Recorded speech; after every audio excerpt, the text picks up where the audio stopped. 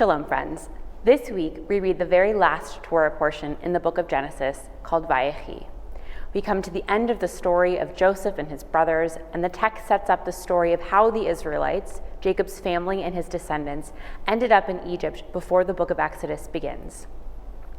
As you might recall, Joseph's brothers sold him into slavery, Joseph became Pharaoh's trusted advisor in Egypt, and then Joseph and his brothers were reunited after many years apart. Understandably, at first, Joseph is angry at his brothers who mistreated him, but eventually they reconcile and forgive each other. In this week's Torah portion, Jacob, their father, dies, and after his death, Joseph's brothers write to him and tell him that before his death your father left this instruction: "So shall you say to Joseph, 'Forgive, I urge you, the offense and guilt of your brothers who treated you so harshly.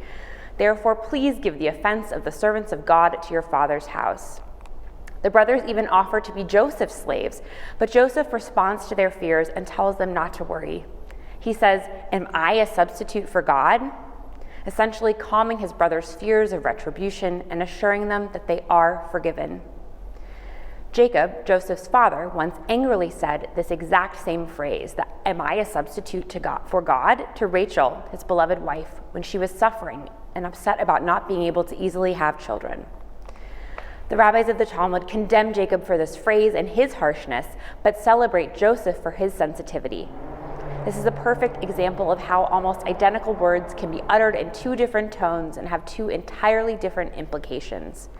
Jacob's words hurt someone he loved, whereas Joseph's words showed care towards his brothers who feared his reaction to their past behaviors. Our words are powerful. They can degrade someone and hurt them, or they can be uplifting and reassuring. Our words can make a situation worse, or they can help create peace.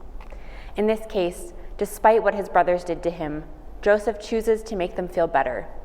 He chooses to be the best version of himself, a version that is conscious of the power of his words.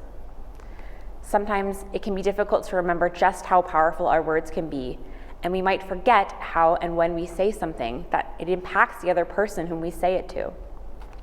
I hope on this Shabbat, we might each channel our inner Joseph as we speak and be mindful of our words, who they reach, and how they make others feel. Shabbat Shalom.